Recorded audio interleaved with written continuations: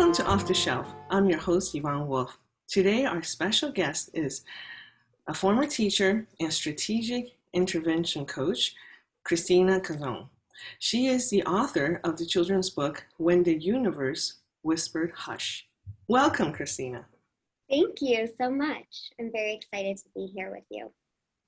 Now, When the Universe Whispered Hush is a COVID book for children without mentioning COVID. Did you start out with that purpose? I did. As a former teacher, when I was working inside the homes with my kids, I could see their personalities start to change as this new word came into our lives, COVID. And some of them got very fearful and others got very angry. And I wanted to give them something that helped them look for the good, even when it seemed impossible. And that's how this book was created. I have also heard from my pediatrician that this is all, in the end, good for our children. So when did you start writing this book? I wrote it in March 2020. I woke up in the middle of the night and the words just were in my head. And I flipped out my phone, I started writing it in notes, and I wrote it from start to finish in that one night. Oh, that is such a that's such an inspiration to be able to do that. And sometimes those ideas keep us up at night, don't they? Yeah. Now, how did you meet your publisher? Oh, that's a very fun little story. My husband and I have been a part of the Tony Robbins world for a long time, I think since 2018. And through that event, we've met a lot of friends and created partnerships with people. And I was on a Leadership Academy seminar virtually because of COVID.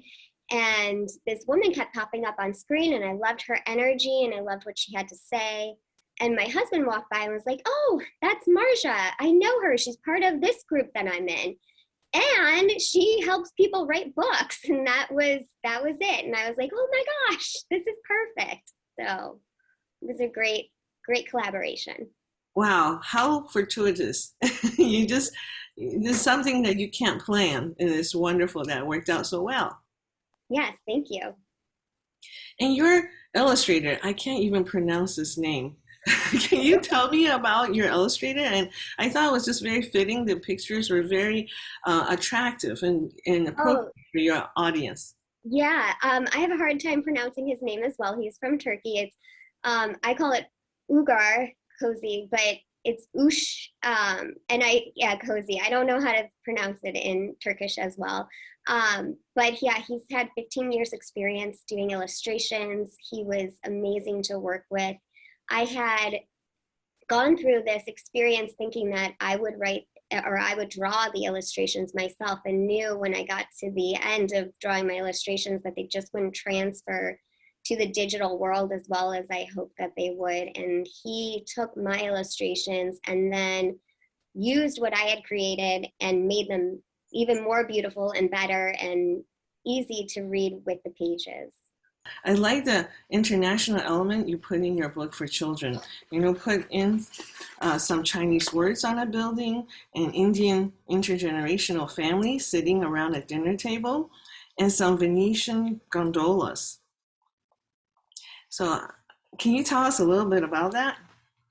Yeah, my meaning for doing that was so that kids, when they read this, they could see that we went through this as a global community, that we were all in this time and together. And the other part was, as a former teacher, I wanted my students to be able to see themselves in one or multiple different characters in the book. My brother has also been living in China for 10 years now. So he and his wife helped me with the Chinese characters. And the little hint is those characters ask, "How are you?" in Chinese. Yes, they do. Yes. Yes, I was impressed with that. It's just nice to see some real use of the language and not just like a textbook use of it. So I learned that this isn't your first book. that dealing with an international audience. You are also an award-winning author for a book explaining leukemia to children. Now that's such a unique experience. Can you just tell us how many languages that Me and My Marrow was translated to? Yeah, so when I was 9 years old, I was diagnosed with leukemia. And from there, I needed full body radiation and a bone marrow transplant. And one of the things that I noticed was there were no resources to help me understand what I was going through and even understand the disease that I had, because as a 9-year-old, you can imagine I only knew cancer to be a grandparent disease and a disease that was, that led to, dying. So I wanted other children to have hope and know that that's not the case, that that's not the only diagnosis for cancer. And the book happened to be written in 10 languages.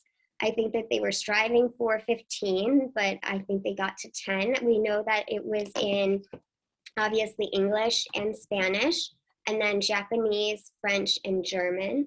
I actually have with me here the English and Spanish version. So here's oh,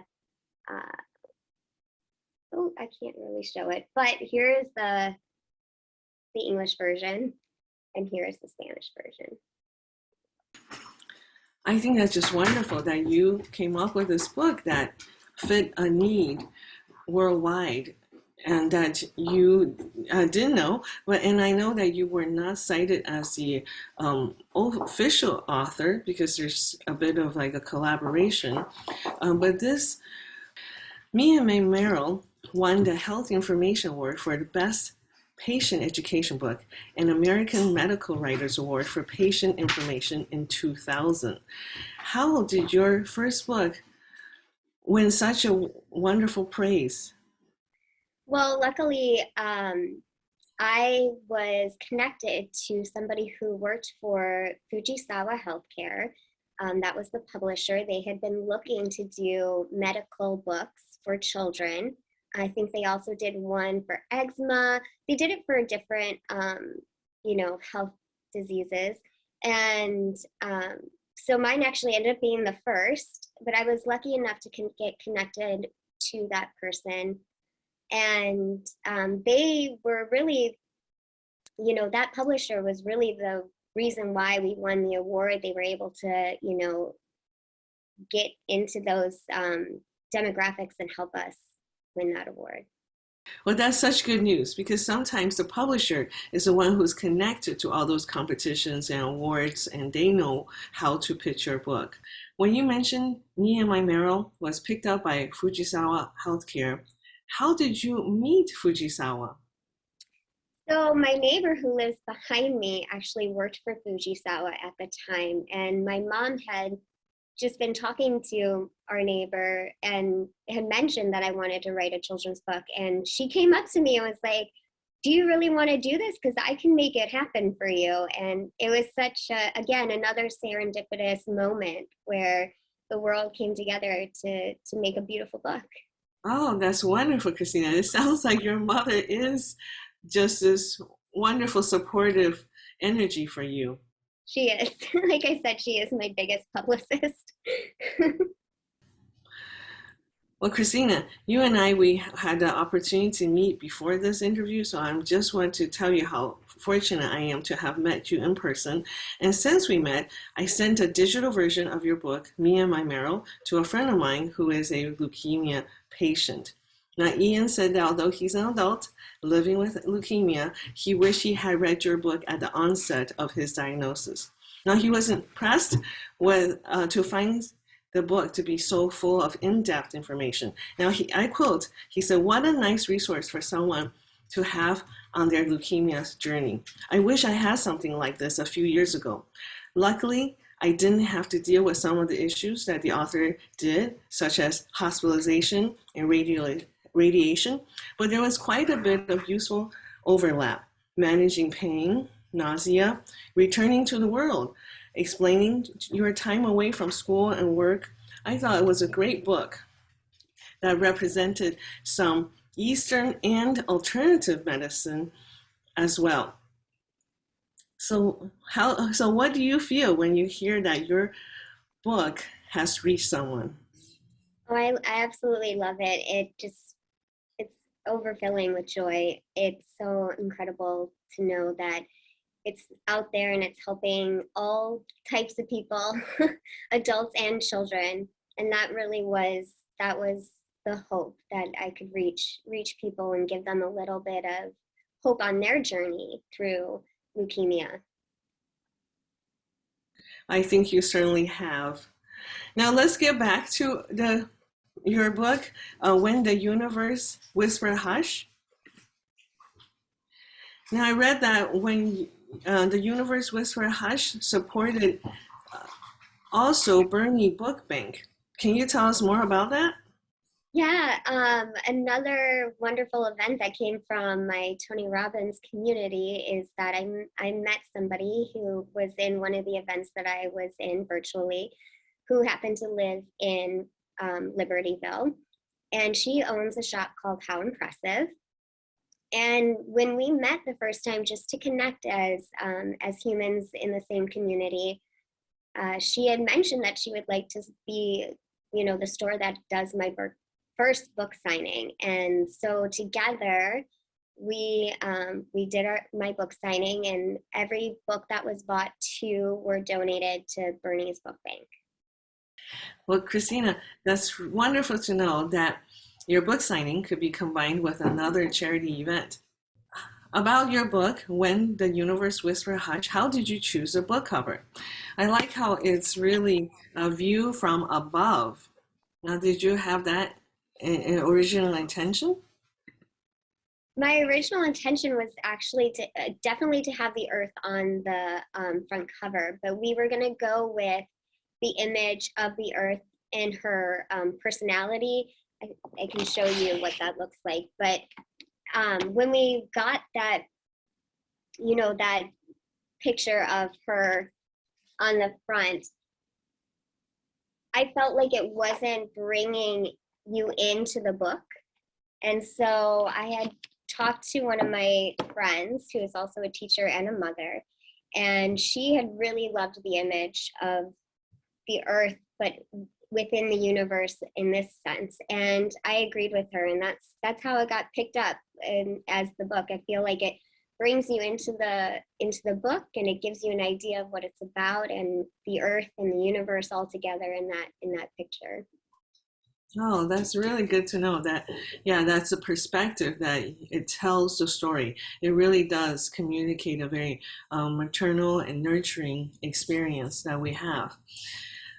Is there an e-version of your book? Now, I just happened to find your Me and My Meryl digitally, so there is one there. So how necessary do you think an e-version for a book is? There is not an ebook of When the Universe Whispered Hush yet. There will be soon. It is necessary for multiple reasons, especially when you are publishing on Amazon. You can sell the book for a cheaper price, and you can give it away for free, and then in return for hopefully reviews. And the more reviews you get on Amazon, the closer they put it up to the top of their list, and so more people will get a chance to see it. Ah, I see. So there is a very practical function. Now, I know that other authors have also asked me that they have this issue about finding reviews. How do you feel about finding reviews? Is this easy for you, or is it something that you really worked on?